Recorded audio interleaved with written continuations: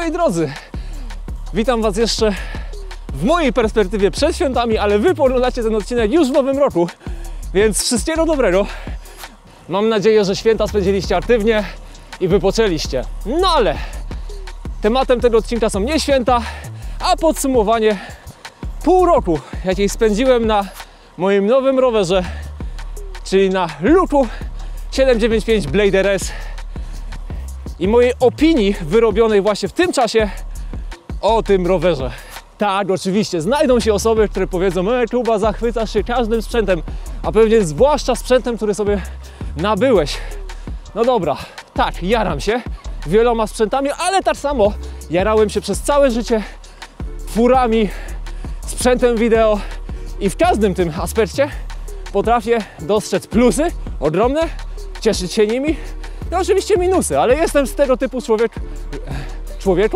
jestem tego typu człowiekiem, który po prostu lubi cieszyć się życiem. Sorry, taki jestem, nie podoba Ci się. Mam nadzieję, że zmienisz zdanie o postępowaniu do życia, bo tak jest po prostu pięknie. No ale dla osób, które nie mają czasu oglądać całego odcinka, co sądzę o Lutu 795 Blade RS? Uważam, że jest kapitalny. Ten rower spełnia wszystkie moje potrzeby w zestawieniu, które po prostu wychodzi z półki ze sklepu. Nie potrzebowałem dokładać do tego roweru, za wyjątkiem opon, niczego, chociaż na standardowych oponach, które wychodzą, też jest genialnie. Ja oczywiście jestem fanem Pirelli P Zero i na tej oponie czuję się po prostu komfortowo. Poza tym nie musiałem w tym rowerze zmieniać absolutnie nic, co jest ogromnym plusem. A dla osób, które mają ochotę posłuchać trochę dłużej, jakimi innymi rowerami go porównywałem i zastanawiałem się, czy go wziąć przed zakupem, no to zachęcam do pozostania do dalszej części odcinka i posłuchania. No to co? Lecimy z tym tematem. Jo!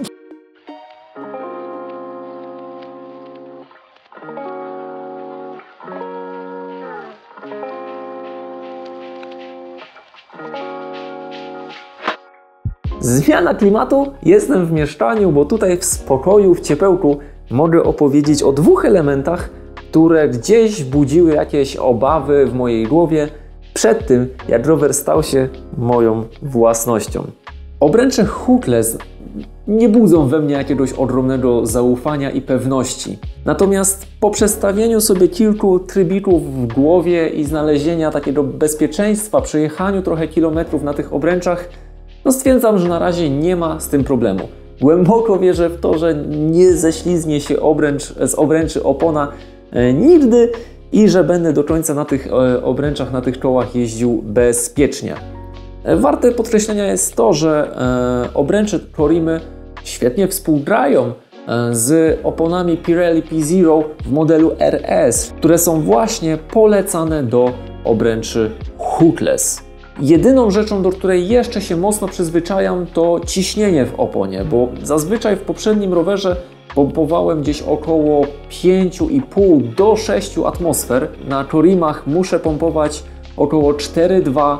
Jest miękko i za pierwszym razem, kiedy przejeżdżałem przez przejazd kolejowy, no nie powiem, po przejechaniu miałem zawał serca i modliłem się tylko o to, żeby obręcze nie były zniszczone.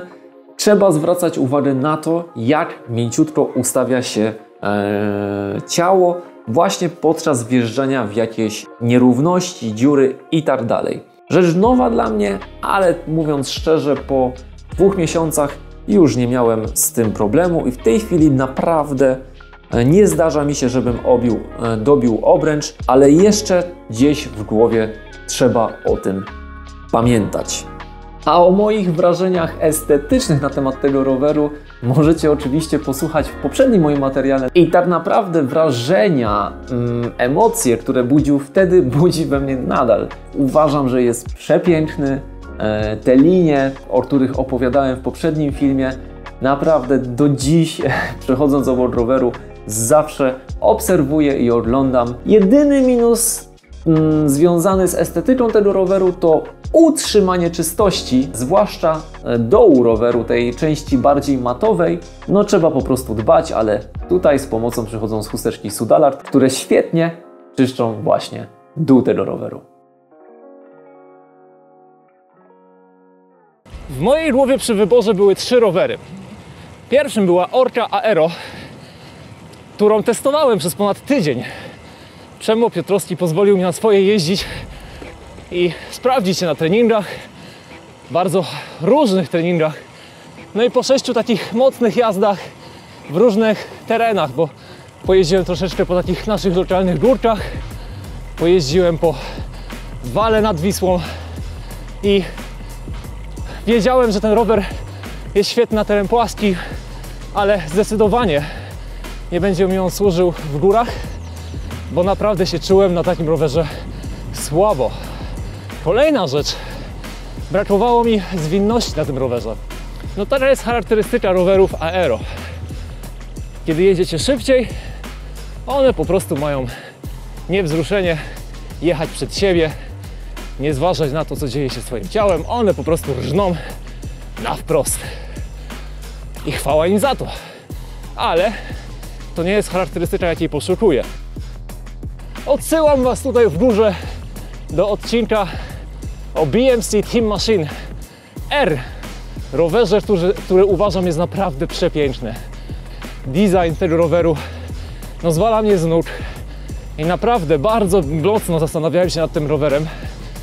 Niestety miałem bardzo krótką okazję na nim pojeździć, ale z tego, co doświadczyłem, poczułem, że ten rower będzie bardzo podobny do takiego typowego roweru aero. No i gdyby to była tylko maszyna do jazdy na wprost, albo jazdy tylko i wyłącznie mojej treningowej i wyścigowej, podejrzewam, że zdecydowałbym się na ten rower. Ale rower też jest moim narzędziem do pracy. Nagrywamy sporo materiałów i w przypadku, kiedy jedziemy sporą prędkością 37, 42, ja jadę bez trzymanki, trzymając kamerę w ręce, rower musi reagować na każdy ruch mojego ciała. Steruję wtedy po prostu swoim korem, a nie rękami. I jeżeli rower nie reaguje w sposób błyskawiczny, no po prostu się czuję na nim niepewnie, a nie ma nic gorszego niż sytuacja, kiedy adrenalina skacze, w ręce masz kupę siana, pod nogami masz kupę siana i martwisz się o to, czy wszystko będzie całe. Pewność, komfort to absolutna podstawa w sytuacjach, kiedy się znajduję na zleceniu na rowerze. A już pierwsze wydarzenie nagrywane właśnie na luku no utwierdziło mnie w przekonaniu, że to jest rower dla mnie. Jadąc w peletonie czułem się cały czas bardzo bezpiecznie, bo reagował luczek dokładnie tak, jak chciałem. Za każdym razem, kiedy chciałem, żeby rower jechał w kierunku przeze mnie wyznaczonym, on to robił, więc rower, który wyjeżdża ze sklepu, od razu charakterystyką pasuje idealnie do moich preferencji. Jedna z osób, rzucam tutaj na dole cytat, rzuciła informację, że to może być spowodowane oczywiście obręczami. I tak, zgadzam się w 100%. Obręcze mają i koła w ogóle mają ogromny wpływ na to, jak rower się zachowuje. No i właśnie o to chodziło, żeby rower, który wyciągam, biorę ze sklepu, pasował od razu do charakterystyki osoby, która lubi techniczną jazdę. Nie ukrywam, że też ten aspekt wizualny, estetyka, poczucie własnego zadowolenia z roweru, który się ma, też był dla mnie bardzo ważny. Jak wspominałem wcześniej, BMC jest rowerem naprawdę, w którym się wizualnie zakochałem, ale równie pięknym jest właśnie ten look. A unikatowość tej marki było zdecydowanym plusem przy wyborze roweru. No w moich rejonach można spotkać osoby jeżdżące na BMC. To nie jest rzadki widok, coś wow, natomiast looka no nie uświadczysz. Może to jest trochę pyszne, próżne, nie wiem, ale po prostu lubię mieć sprzęt, który jest rzadko spotykany, o którym mogę spokojnie opowiadać wiedząc, że nie będę zanudzał, bo już wszyscy o tym opowiadali. No i ostatnia, czwarta rzecz to, czy będę coś w tym rowerze zmieniał. Jedna rzecz jest do zmiany bardzo szybko, jeszcze tej zimy. Będzie to wymiana torby na troszeczkę krótszą. Mam zamiar wpakować tutaj torbę 170 z pomiarem mocy od Empika. I tak naprawdę reszta to już jest tylko aspekt wizualny, estetyczny. Mam marzenie takie, żeby z tyłu kręcił się wózek Ceramic Speeda, ale jest to już po prostu moje widzimisię i poczucie estetyki. A poza tym 40. A poza tym nie widzę na razie sensu dokładania do tego roweru, bo naprawdę jest przesztos.